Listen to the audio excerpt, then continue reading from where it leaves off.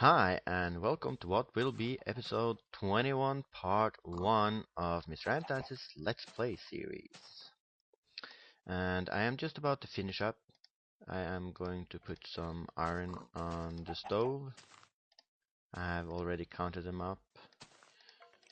There's a half stack and a third stack, more or less. Yeah. It was 24. It uses 3 coal, and basically I'm just trying to fill it. I'm trying not to waste too much coal for some reason. It's not important. But I do like to cook things in 8s. I've always done so, and I'm probably always going to be doing that. It's a habit from earlier. And I do feel I have a little bit too little wood. But I am still going to head down. I need to work on this some more later on. Put a torch there. And it's night time outside, as you can see. I don't really need a clock down here, but it's nice to have. It's one of those good to haves. I find it hard to not bring any of those. But we're heading back into the cave. So this is going to be another multi-part episode where you may just skip it if you don't like seeing me spelunk. Because I'm okay with that. I don't particularly enjoy watching other people spelunk, but it's part of the game. That's why I'm making this episode. Oh, it's a bit dark. Place a torch there. It's kinda... I don't know. Wait a minute. There's an opening here as well? I didn't notice that. Oh, I dug it. It leads into this blocked off area. But this is empty, so... it's officially blocked off. So, I'm gonna block it off here as well. Like so. And that's an empty cave.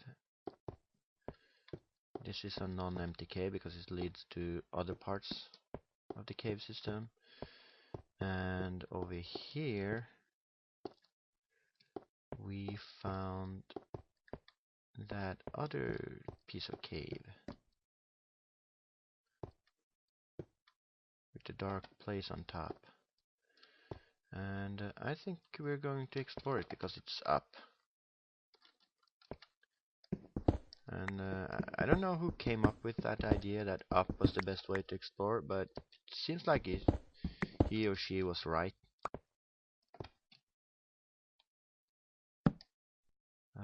It does seem to be the best way to explore. That way you have mapped out all the places where stuff can spawn and drop on your head. So it reduces the amount of mobs you had to fight from below. Because fighting an uphill battle... Oh, I can hear a zombie.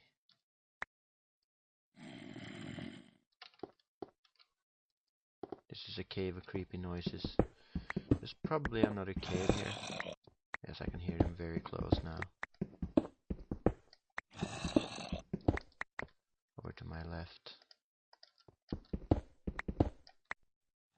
There's a torch here. I can hear them all around. Oh my.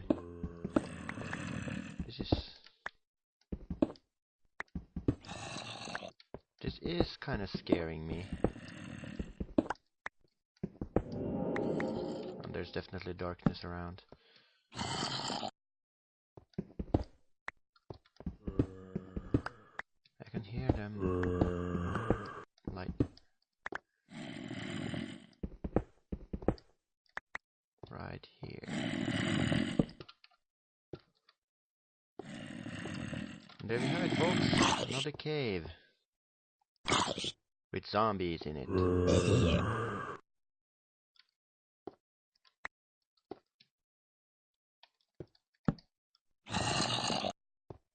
That is a veritable zombie alley.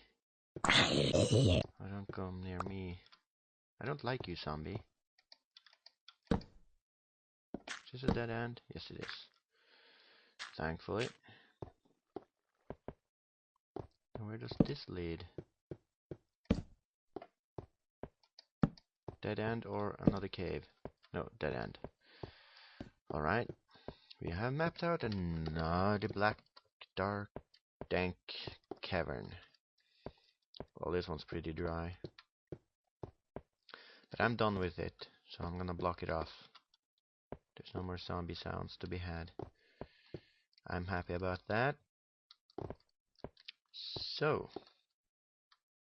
this one's complete.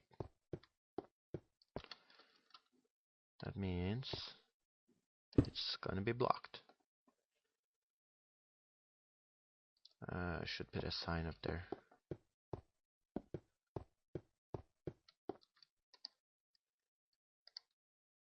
That's the thing, actually.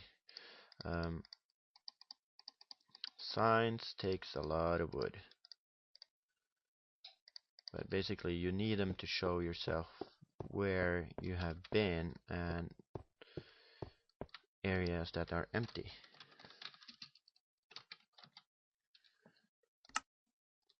That's just the way it is. You just have to do these things. Otherwise you'll get constantly lost. And it can be such a pain sometimes. Because when you get constantly lost, you'll end up dying and you will have no freaking idea about where you died. And that'll basically piss you off, right? You'll get angry at not knowing where the heck you died. Okay, this is this area over here. Leads to this little cave that I want to explore now that the monsters are gone.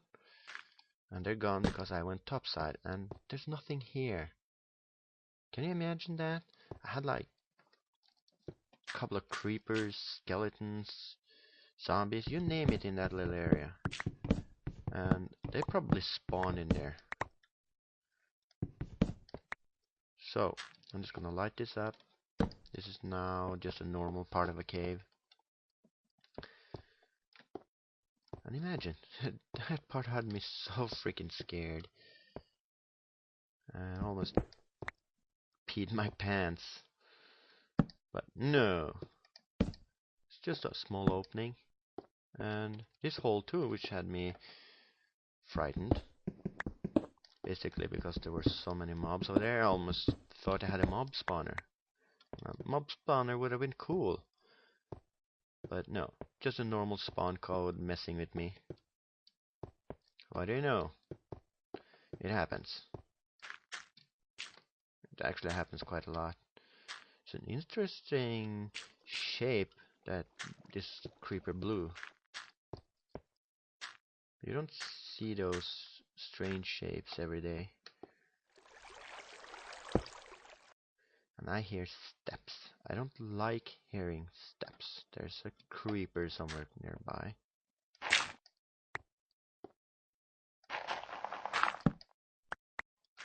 There's definitely a creeper somewhere in the vicinity.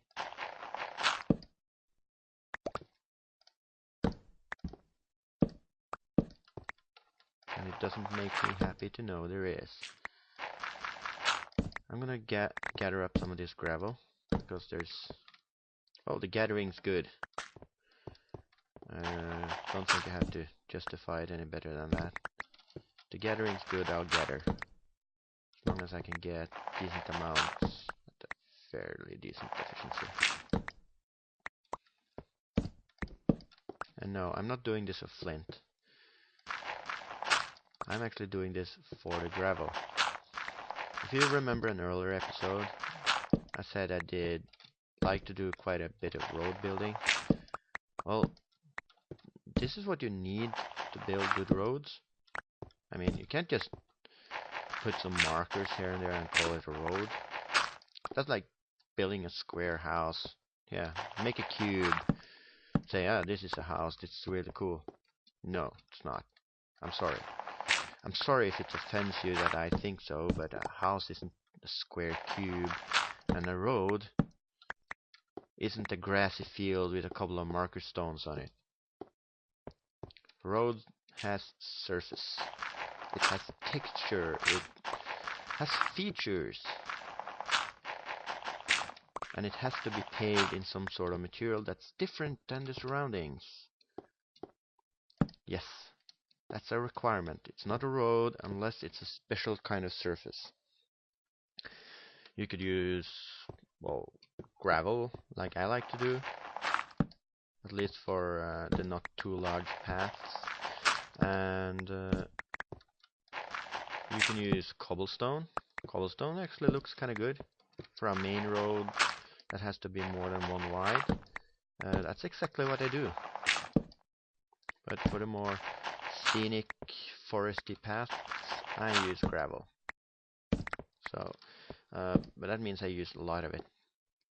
So gathering up it like this is something I like to do. So I'm gonna put this in hold while I dig out the rest of this, and I'll be back. Alright, I'm back. I've dug out this huge pocket of gravel, and I found some coal. So that's a bonus. I now have a decent amount of road surfacing material, so I'm happy about that. The quest does continue to find a skeleton spawner, because I want one. I really don't like having to use up my gravel for flint all the time. Besides planting, digging out again, and replanting gravel. It's a pain in a part of the body I'm not going to mention. I have to chop this off. I suspected I had to do that, because I made quite a big hole. And there's still some more gravel here, but I'm not too concerned about that, because I now have 3 full stacks and an almost full stack, and there's more over here I can take.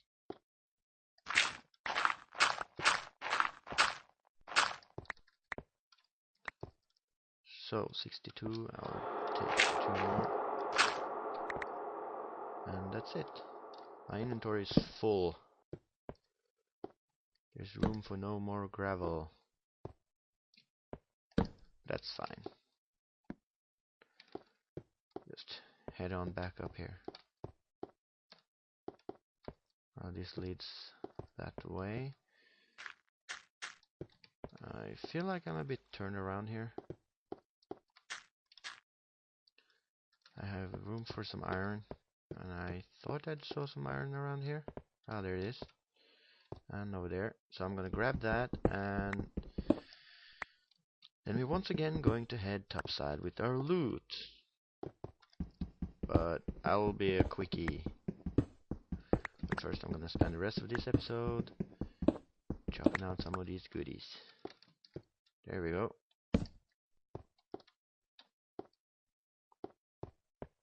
Goodies gathered. Yes. I can't pick it up. My inventory is full. What a waste. So, heading back up. Oh, I forgot. This is my staircase. It's a bit roundabout, but it'll get me where I'm going. And I have to be careful so I don't fall and break a leg. Somewhat of an annoying route in and out of the cave, but what the heck. You can't choose where caves show up, so you just have to make the best of it. And while I go up and get rid of this, I'll allow this to conclude this episode. And I'll see you next time, where I slaughter animals.